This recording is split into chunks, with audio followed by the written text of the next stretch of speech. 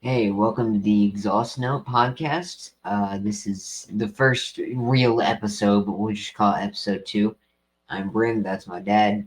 So, we're discussing Amelia Island Concours d'Elegance tips and tricks.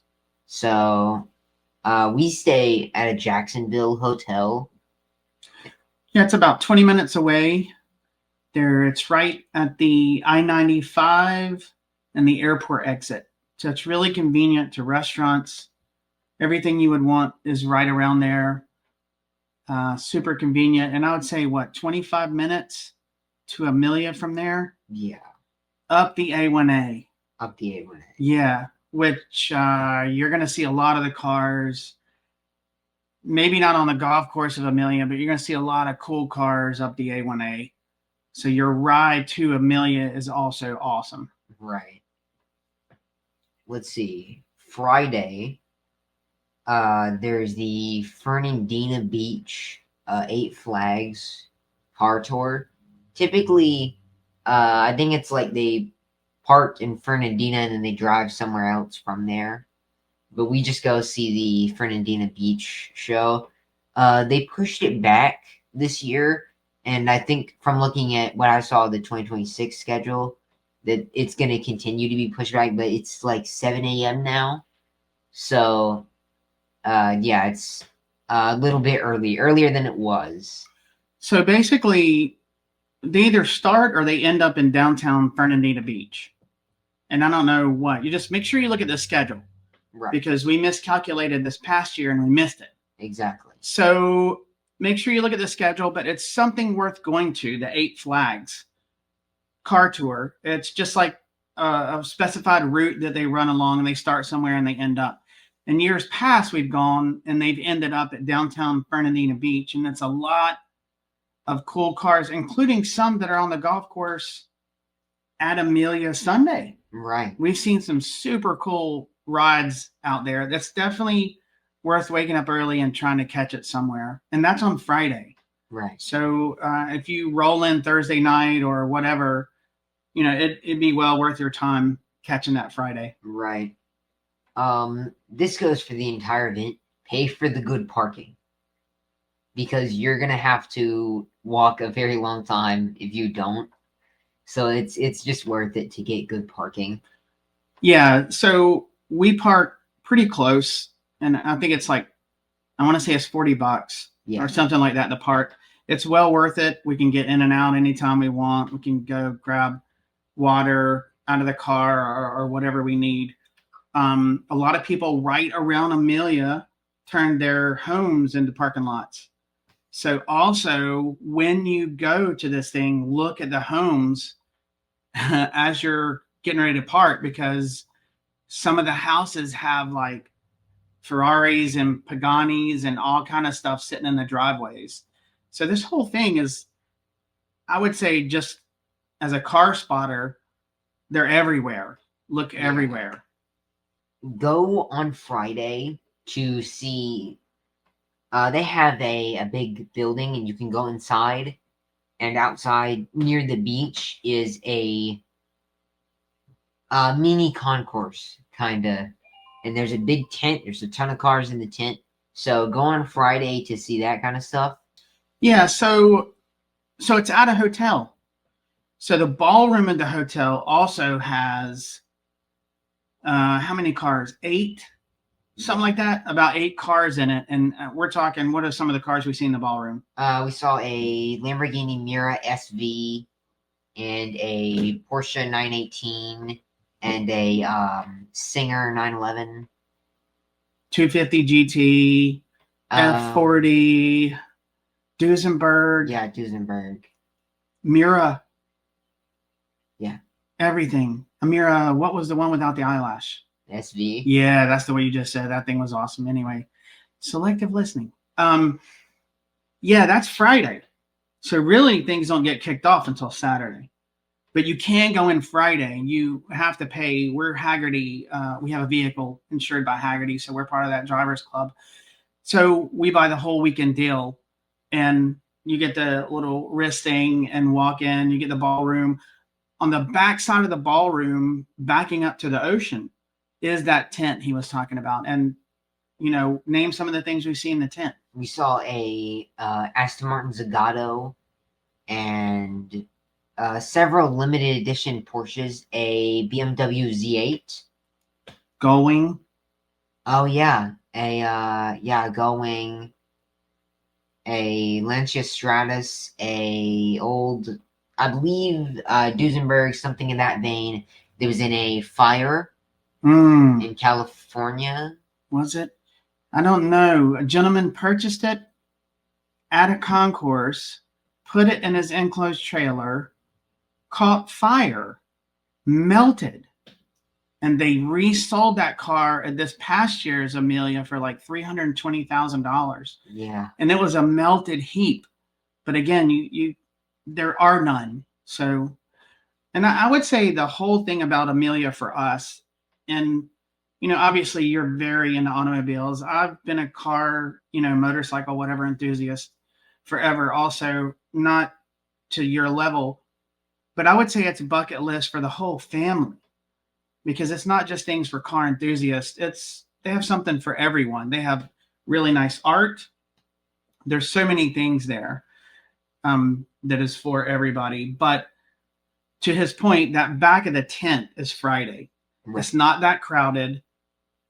You go in and you could go look at all those things. Like that burnt car is very famous now. There's been gull wings and just stuff that you will never see in both the ballroom and that tent area. Right.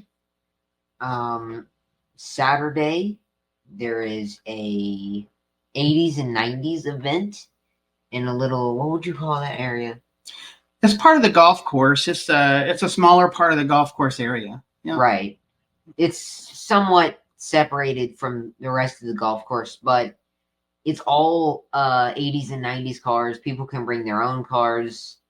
A lot of people dress the part too, which is cool. But we've seen some very nice cars there as well. Yeah, it's called Radwood.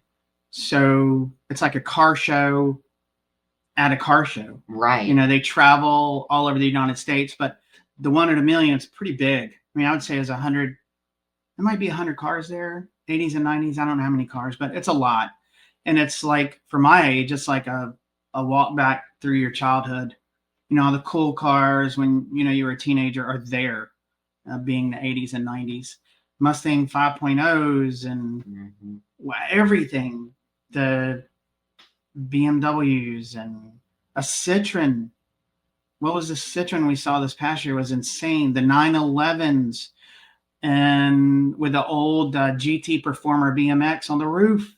I mean, there's so many cool things, and everybody dressed up in the parachute pants and all that, which we did that. That was a lot of fun to dress up the part too. Yeah. One thing about parking on Saturday, we say get good parking because you're going to see a lot of folks park on the side of the road. Right. Tons of cars park on the side of the road. Look at those cars.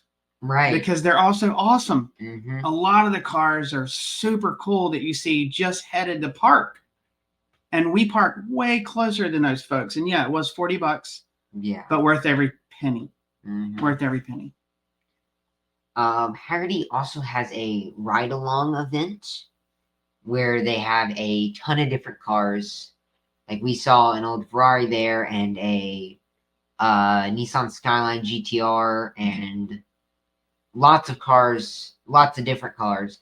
But basically you get to sit in the passenger seat and go for a short ride in them.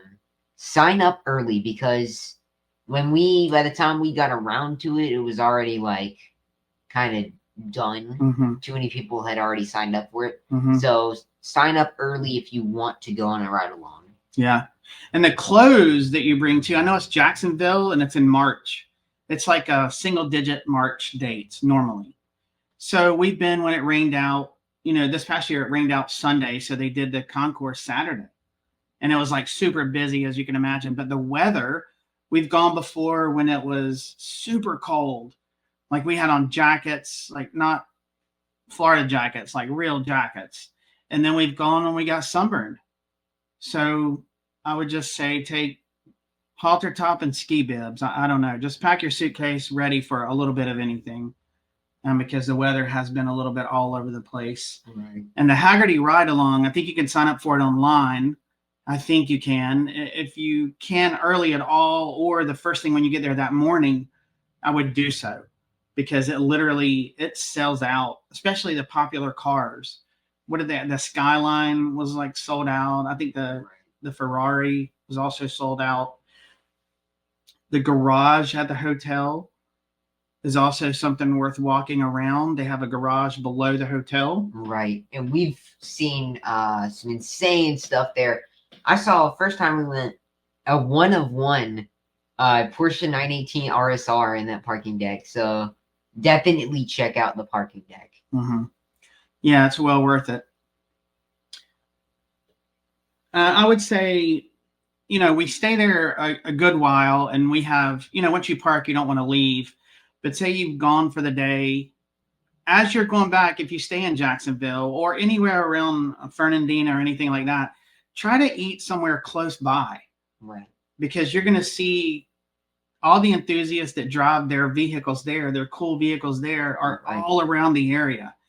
The one year we went, it was a Porsche year. It's always like a themed deal. Right. But it was Porsche's having a big thing, and there were so many cool cars all around Fernandina, everywhere we went to eat, right around the A1A, and it was just covered in cool cars. Right. I would say if you're going with multiple people, try to have one person, whether that's you or someone else, who kind of knows about the cars, if there's a specific theme. Mm-hmm. And definitely, either way, definitely take pictures of the plaques in front of the cars on the golf course, because a lot of them have small, just, paragraph about the car and the information about it that you'll need to know. Because sometimes if you don't look at that, you might end up overlooking something that's really, rare. So, which brings me to keep your phone charged, because you will be taking pictures of a lot of stuff. There are more cars there than you think. So make sure that your phone is charged and have like some sort of mobile charger on you. Yeah. And I would say the plaques are in front of the cars. So if there's some sort of system that you could take a picture, like take a picture of the car and then the plaque, or the plaque, then the car, or something, right, so you know what you're looking at. The plaques, some of them are kind of small, so you have to zoom in, but the stories are incredible on the plaque. And you, just like you said, you don't have time to read all those. You're just going through, and there's a bird cage. And if you don't know what a bird cage is, like, oh, that's a cool car. It's just worth it to get the plaque in focus on your phone. Take a quick shot of it, because later that night at dinner, when you go reading through the plaques, it's going to be like, oh my gosh, this is called a bird cage, or whatever. The Bizzarini that was there had a great way to tell the story of Bizzarini. Right. So I would say, yeah, take a picture of a lot of plaques. There's so many cars there, it's a bit overwhelming.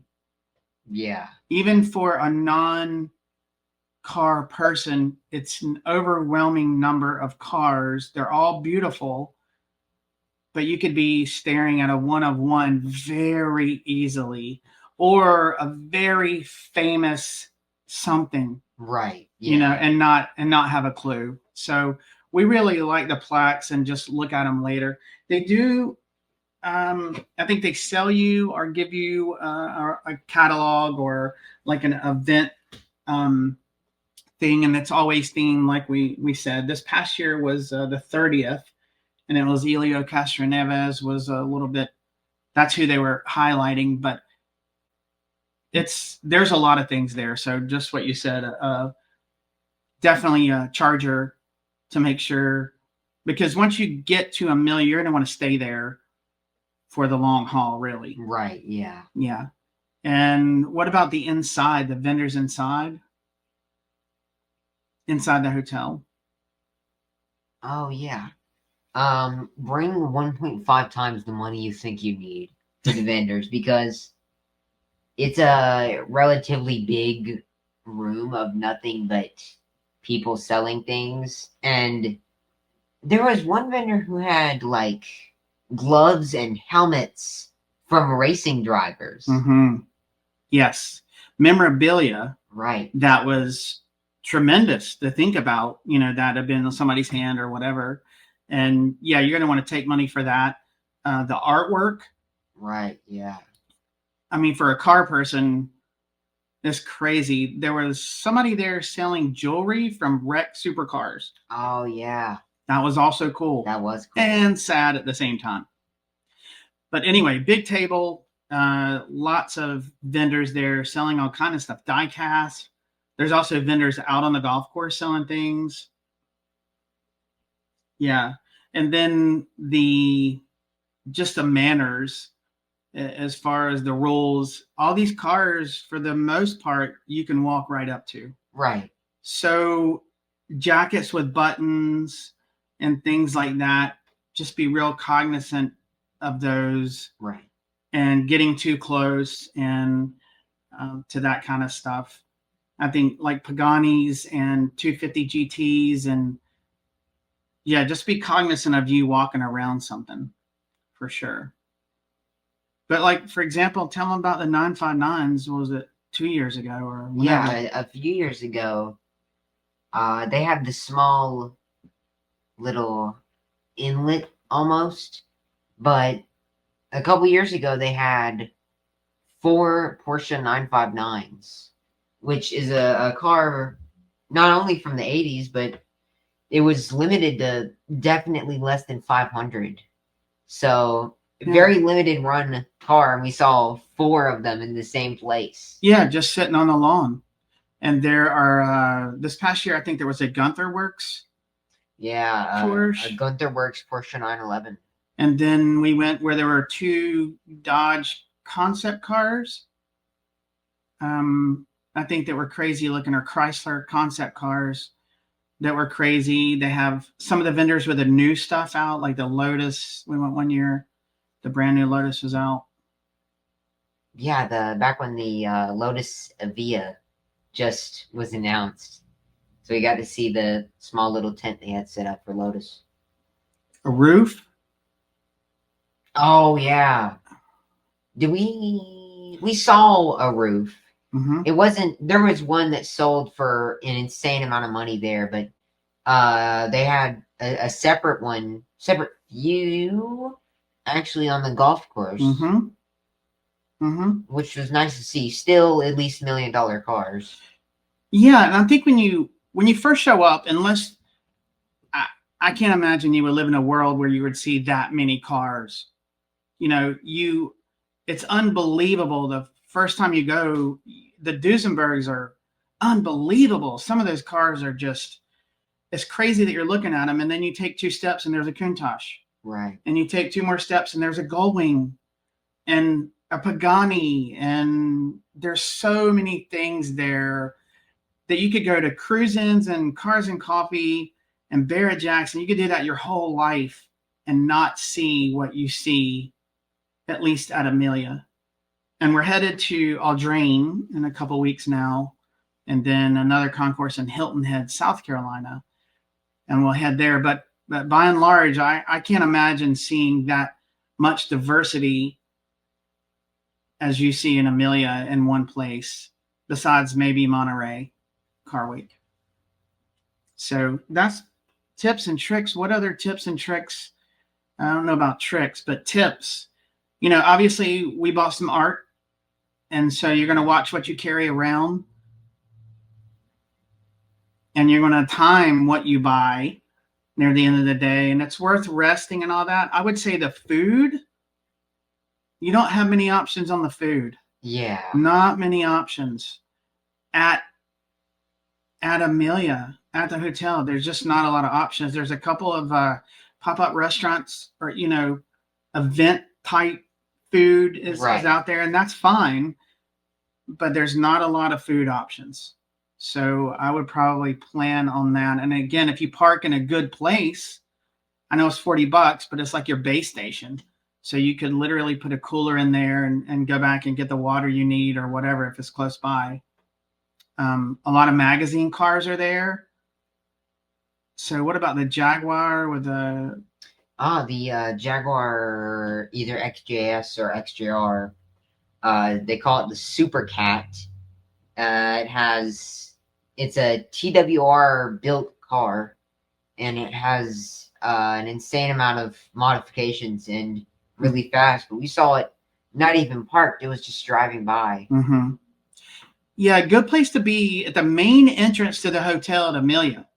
We actually spent some time on the hotel side. There's just like an outdoor area where you could stand, and you could just stand and watch all the cars at that one intersection where it's A1A and the entrance to the hotel, and you see all kind of stuff. Exactly. And you could hear it run. You know, there's I think, and we're doing this podcast because you want to get more people to know about the odd cars and all that. But I would say we go there and you're like, what is this? What is this? What is this? I hear that a lot there, more than anywhere else, which I think is exciting for us to see something that we have no idea even where to start on what it is. But it's definitely a great time for sure. Yeah. Any other tips? Good shoes. Oh yeah, good shoes. I didn't break in the shoes that I was wearing for Radwood this year, so I walked around on a blister the whole time, which was not fun. So definitely at least break in your shoes that you're gonna wear before so. Yeah, and that's it. That's pretty good. This has been the Exhaust Note, episode 2, kind of. I'm Brynn. That's my dad, and we'll see you next time.